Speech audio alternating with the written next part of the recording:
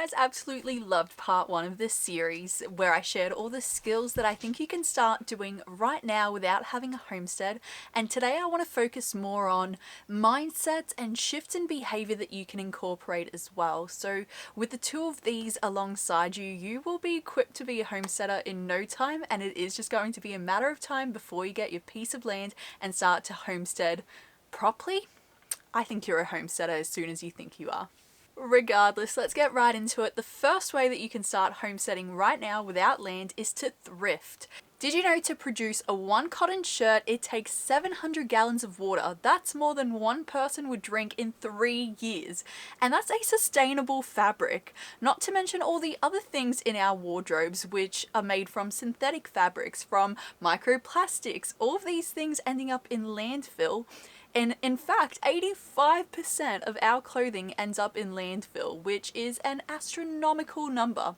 So the more that we can keep out of landfill and recycle through wearing it again and again on ourselves, but then donating it so that someone else can wear it before it degrades, is a huge, powerful way that we can keep waste away from landfill and actually be able to reuse things that would last 200 years otherwise. So stop giving in to the consumerism trap, stop buying clothes brand new, go to the op shops. You'll find so many unique pieces that you wouldn't find in normal stores otherwise, and just the fun of trying to find a bargain or trying to find an item that suits you so much more than what's in fashion right now is so rewarding.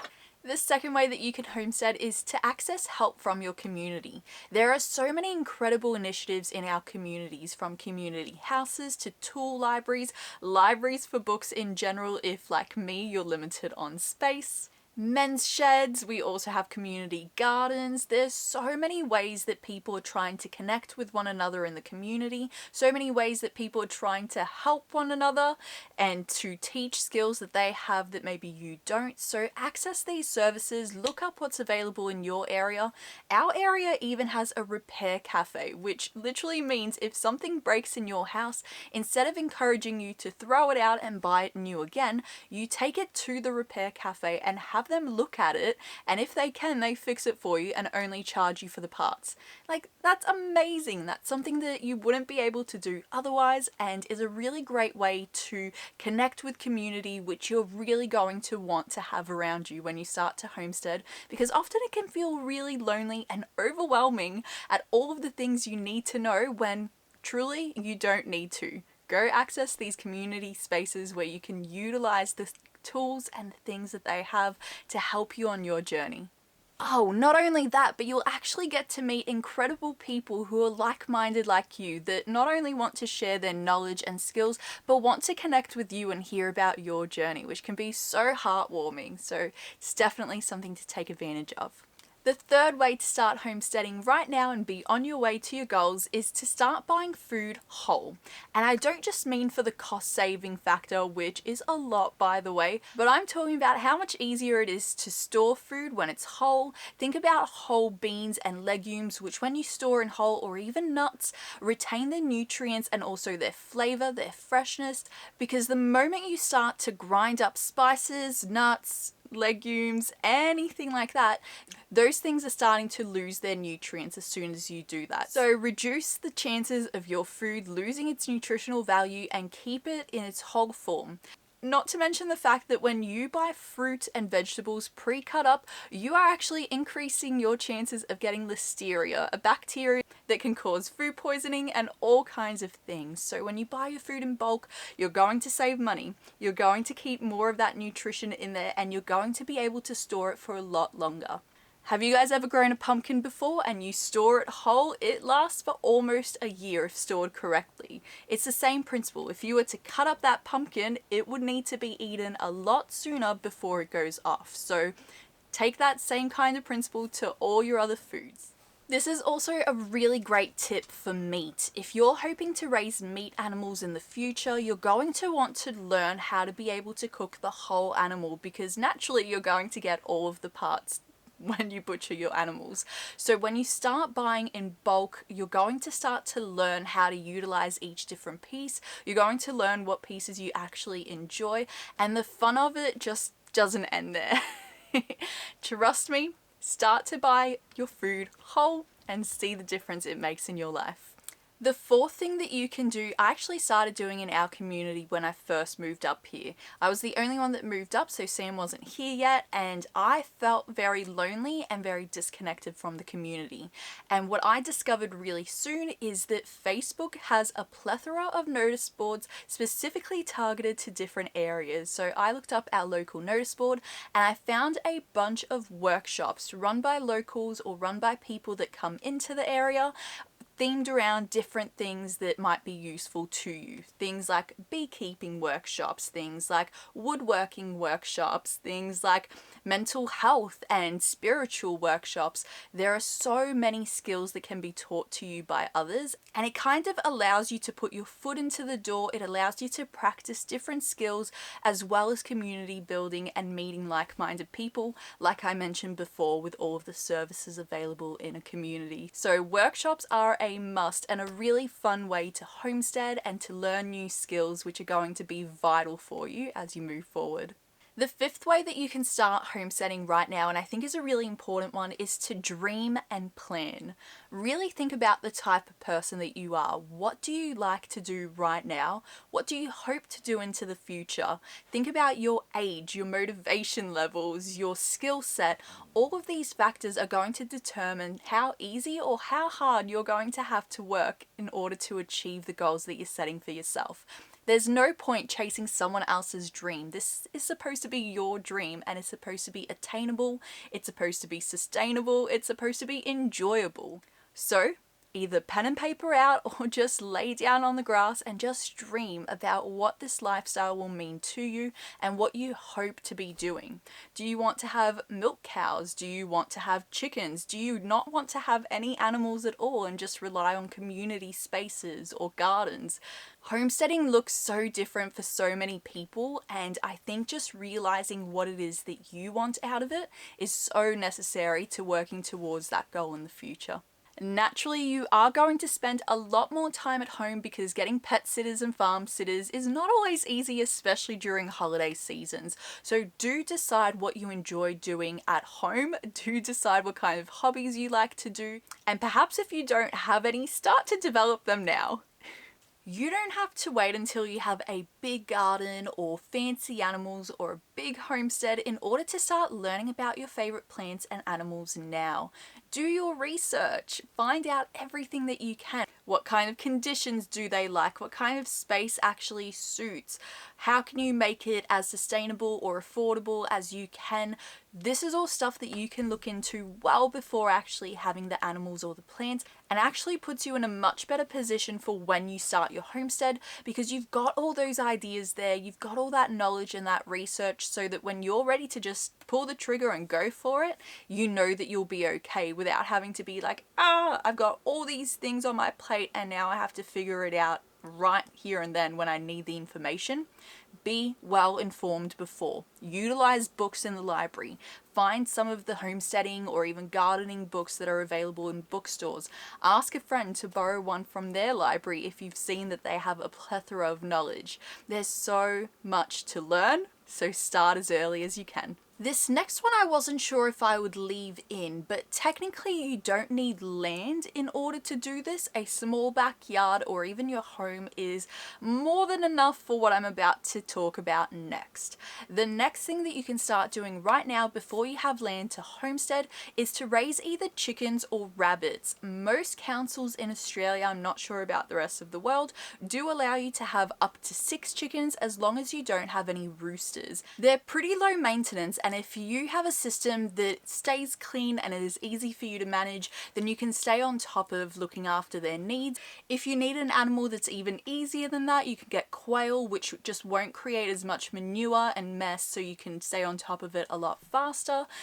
Or you could even opt for rabbits. You can opt for rabbits for their compost benefits for a small garden, or even to give your food scraps to. Chickens and rabbits are really good for this, reducing your waste.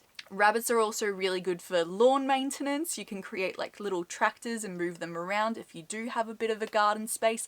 And just keeping animals, even if it's small or even if it's only 1 or 2, allows you to start caring for something and learning the responsibility required with maintaining their spaces day after day, because that chore isn't going to go away.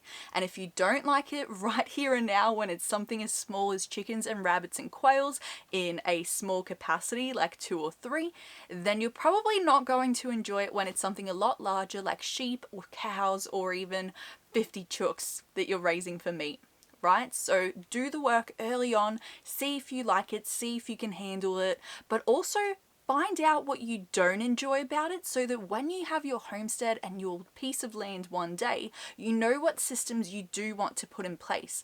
We learned, even though we did have land when we learnt this, we learnt that we probably wouldn't want to have free-ranging chooks in the future because we had to chase them around trying to find their eggs. We couldn't benefit from their compost as much as we would have liked in the garden, and so just to make it easier to maintain it without having to move them around, we're probably going to have like a dedicated chicken coop where we can fill it with mulch and maintain it that way so that we can use the compost in our gardens. So you just don't know these things until you try them, so might as well try while you're in the city. Being 70% water and having the world be 70% water, it is no wonder that this is one of the most important things when it comes to life. And it's also one of the easiest things to start to capture. Now, I know we don't all have space for a water tank, and we probably can't just put gutters on a rental if that's what our situation is, but what we can start to do is capturing wastewater from the shower that we can then use on our indoor plants. If you do have the space, putting in a little water tank that can then help you to offset the water used on your garden. Rainwater is so delicious, and I'm surprised it's not utilised more in suburban areas. In fact, I grew up in the suburbs thinking rainwater was bad to drink, full of bacteria, full of nasty things, and in fact, I'm a little bit skeptical of what's in actual water that's chlorinated and put into town water, because the flavour is very different. So if you have the means to capture water, it's a really good practice because it's going to show you the value of water to your life as opposed to just relying on opening a tap and always having it there. Alright, number 9, we're moving towards the end now, and I hope I've been valuable to you so far and just opened up your eyes to what homesteading truly is without just thinking that it's about land, animals, and gardens, right? There's so many more skills that you can be developing. And this next one I actually started while we were in the suburbs. I was buying my food in bulk and I was going to a greengrocer and trying to buy as many organic things as I could and just creating that habit of focusing on good food as opposed to just putting food into my stomach. And one of the main reasons I was buying organic is because I was trying my best to save the seeds from the things that I was buying and eating and loving so that I could one day grow them in my own garden. I know, I was definitely dreaming. But I ended up picking a organic butternut pumpkin and learning how to save the seeds of that, which in its own way is actually an art form because you need to know whether the seeds need to be dried, you need to know whether the seeds need to be peeled, hello avocado, you need to know whether the seeds need to be put into water to dislodge the jelly on them, like tomato seeds and cucumber seeds. There's a lot of practice in saving seeds and it's a lot of fun to experiment with. If it doesn't go right, you just throw them away. You haven't really wasted anything. But if it does go right, you just got free seeds that will one day give you bounties of harvest and delicious food that's grown from other food that you love, so you can kind of trust that you'll get the same thing. More or less. There's a lot more science that goes behind different types of seeds. Don't try to plant apple seeds from seeds because it won't work. But yes, the reason I was buying organic is because if I'm trying to save seeds from the plants, I don't want them to be impacted by pesticides and chemicals that prevent them from sprouting. So a lot of the time if you try to grow potatoes from the store, especially if you bought them from Woolworths, they might grow, they might sprout, but what's more likely to happen is they will contaminate your soil. I have learnt from mistakes. And the final tip, let me know down below if you've enjoyed this series and if there's any other topics that I can cover because I've really enjoyed this so far. Tip number 10 is start to bring firewood into your life. This is going to be a huge part of your homestead in one way or another, whether it's preventing fires from happening in your area by maintaining the trees and the leaf litter on your property, whether it's utilizing leaf litter and other mulches in your gardens, or whether it's to cook your food or keep you warm outside. You're going to use firewood a lot, and even if you don't think you will, you might develop this habit later on because you just get this appreciation for firewood and fire in general and all of these like basic things when you start to homestead and connect with nature. The easiest way you can start doing it straight away is go camping. Start your own little fire, even go to your backyard and make some s'mores over a little tiny pit fire. The actual skill of starting a fire as well is a really useful one to have. You can go extreme and get yourself a little flint to start your fire, or you can utilize matches and a lighter and just make your life a lot easier. Fire is so useful in so many different ways, and it's no wonder that that was one of the first skills that cavemen learned. So why not teach it to yourself now? I hope you have enjoyed these 10 ways that you can start homesteading right now. If you haven't watched the first episode in this series, I went through 10 skills that you can start teaching yourself and learning, and all of these things together will hopefully make you feel like you can homestead right now without sitting like a waiting duck, waiting for that perfect block of land, which might never happen. So instead of waiting for this dream that may or may not happen, start to do it right now. And each person that does do something to impact their life more positively, to connect with nature, to do more things for themselves, the better off we are as a human race. So props to you for giving it a go. All right, signing off.